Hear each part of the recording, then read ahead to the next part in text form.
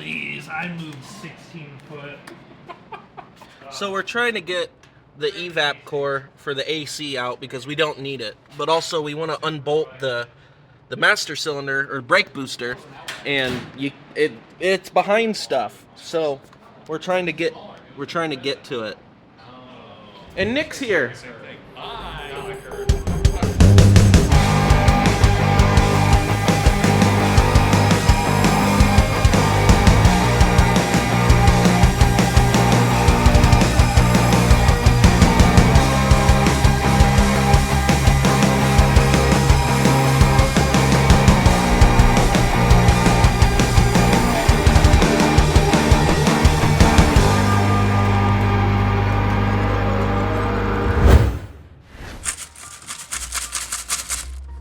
Oh, there's extra coins in there.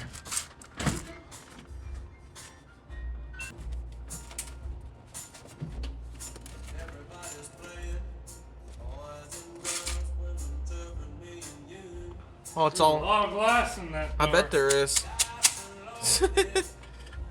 Oh yeah. Just some in here.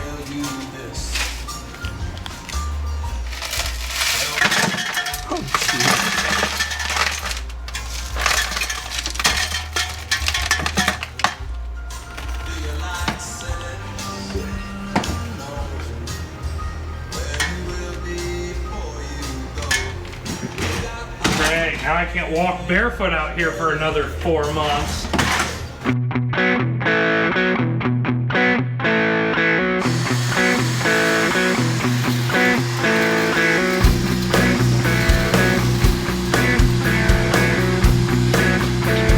You might have seen it already, but when we got the Vista, the passenger front window was broken. Well, we managed to track down a Vista at a junkyard in Toledo and snagged a good window to replace it.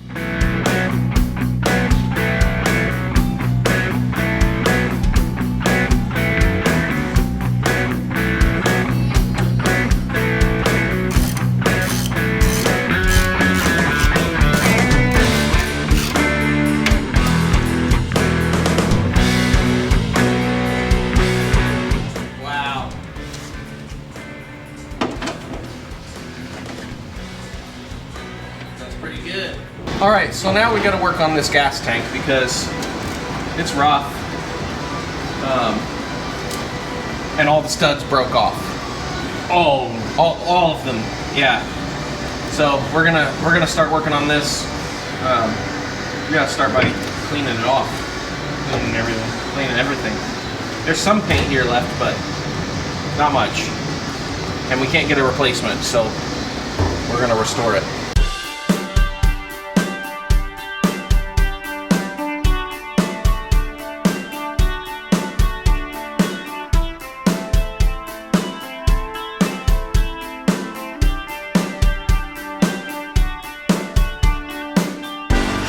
Okay, so here's where we're at. What we're gonna do is we're gonna weld on new studs. So we left 2 nubs here and here so we could locate it to do these other 4. So we'll weld the other 4 on, and then those will be the locators, and we'll do the last 2. And then we'll have new studs for the sending unit.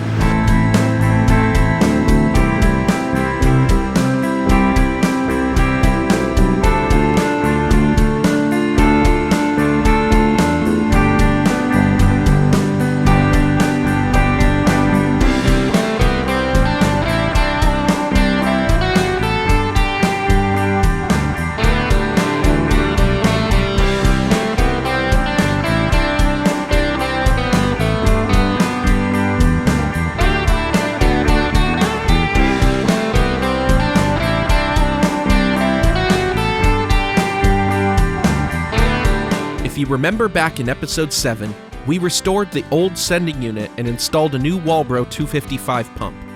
Now we can test fit it on the new tank studs.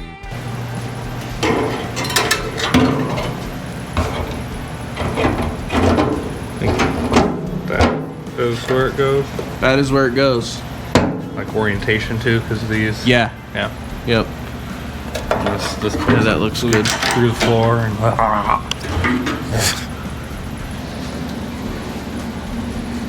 Make sure this is nice. sharp to cut me the next time I take this fuel tank apart. Mm-hmm.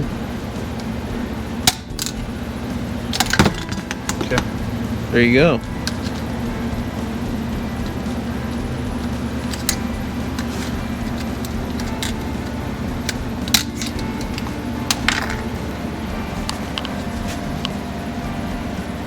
We gotta buckle up its little seat belt just in case it rattles loose. This is the fail safe.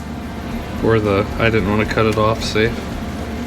Well, you don't want to mess up. That's a factory sending unit. You know how many of these are left in the world? Not a lot. Not a lot. We got the gasket. What car was this for? The gasket? Yeah. Anything. Anything? Anything.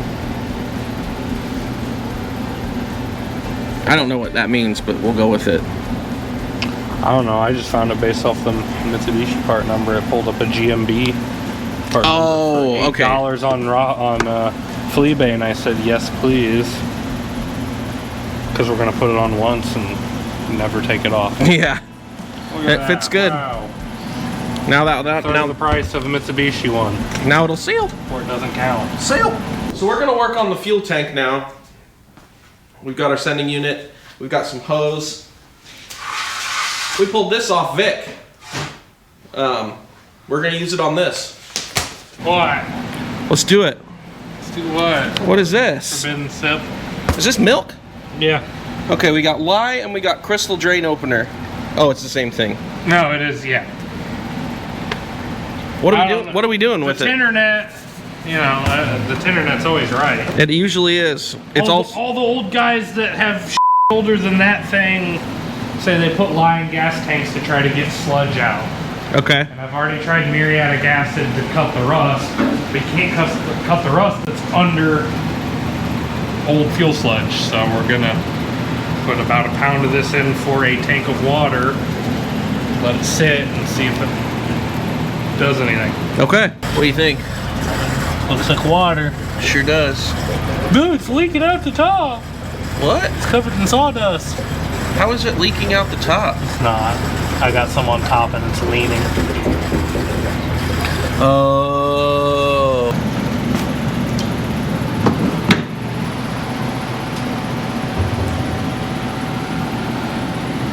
All was just going only in that sump.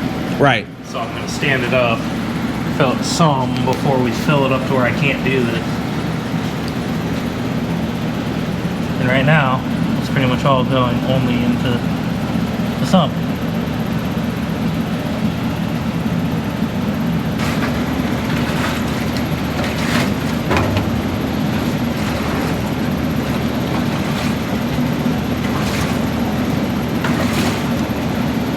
One week later. We're out here in the wilderness. It's raining. They sell Pepsi here. But only diet Pepsi.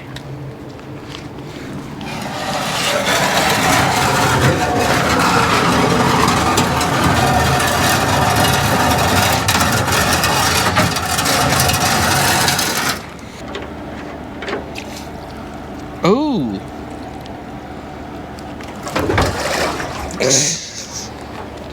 All right. Let that. Feels great in cuts. Oh. Should we let that drain for a while? Yeah. Okay. Take her in and have a look. Diet Pepsi.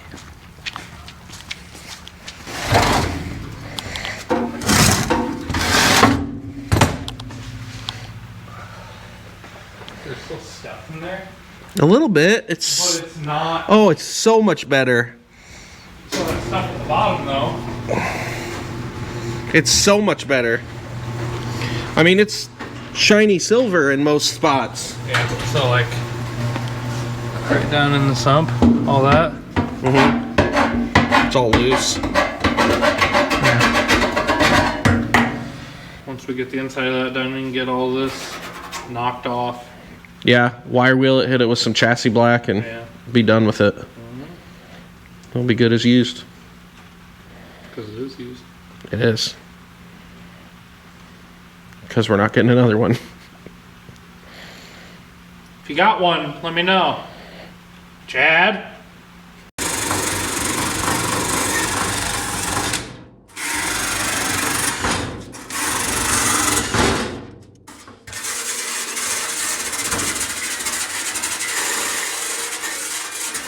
You're wheeling and dealing over here. Always.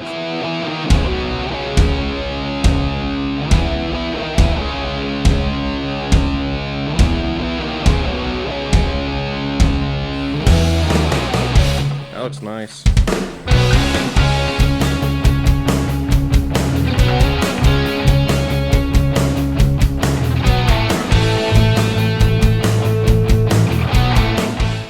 The Army and the Navy got together to come up with this, but they left the Air Force out of it.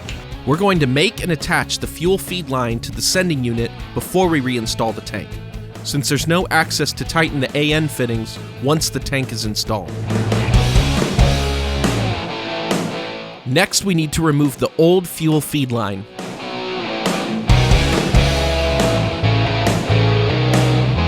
So all that we have left up in here is the fuel return line. So we're trying to get the hose off, the old hose off, and this will connect to our short little AN here, 6 AN there. So that's all that's left up in here. Goes along here. We need a dash 69 return. What? That's way too big. Too much fuel. Can't handle returning all that fuel I'm not going to use with my Walbro 8000 fuel pump. Those aren't even. I'm rewiring my rewire, so. So it gets 16 volts? Yes. That's good. Well, you could just double it, get it to 24 volts. Why not? Well, yeah, I mean, when we diesel convert it. Yeah. For some reason, one of the studs for the tank was bent, so we'll straighten it back out before we reinstall the tank.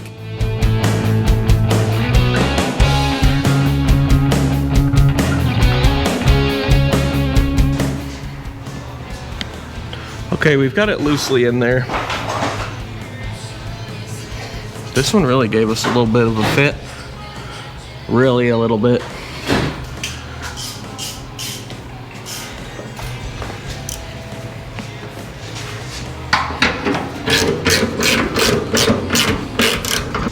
Alright, that's not going anywhere.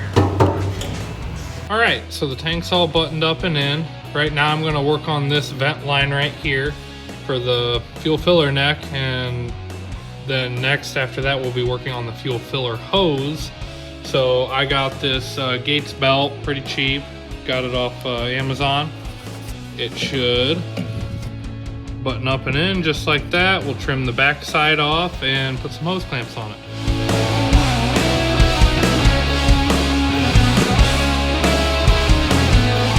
What do we have here? This is a Gates belt. This is a Gates belt. Gates fuel filler neck belt. 24/7, Austin 16. It's Austin 316. Oh yeah, whoops.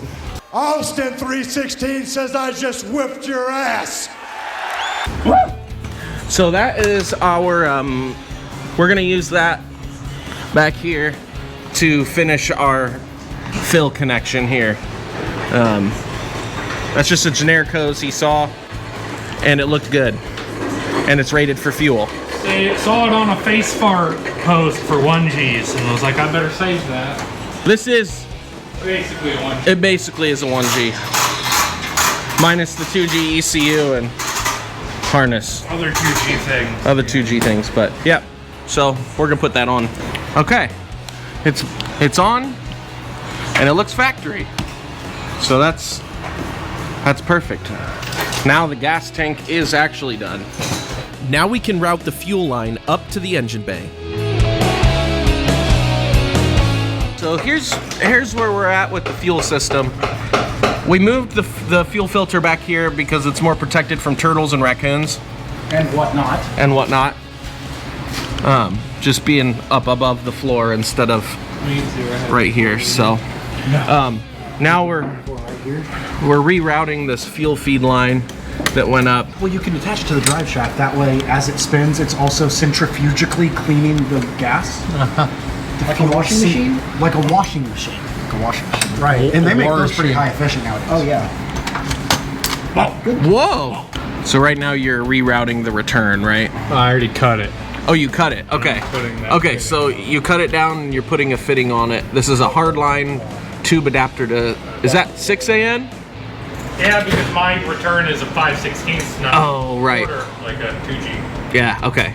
Yeah. So because the Vista is from the era where cars used more fuel, apparently, the feed and the return line are 5/16, not like a DSM where the return is a quarter. So, yeah, this is just a compression tube adapter right there. Okay, so we've got the return line run, strapped down and hooked up down here. And now we're working on the feed line. We're just gonna leave all this like that. Right. Service loop. It's a service loop. Service. That's right. All right, we've got the blanket mod going now. We don't want anyone to see what we got. It's a spoon engine. No, we're working on the fuel feed, and he's gonna cut this here, so we don't want to make sparks on things that we care about. This is how the finished fuel lines ended up. In the next episode, we'll install the electric power steering system, so make sure you subscribe so you don't miss it.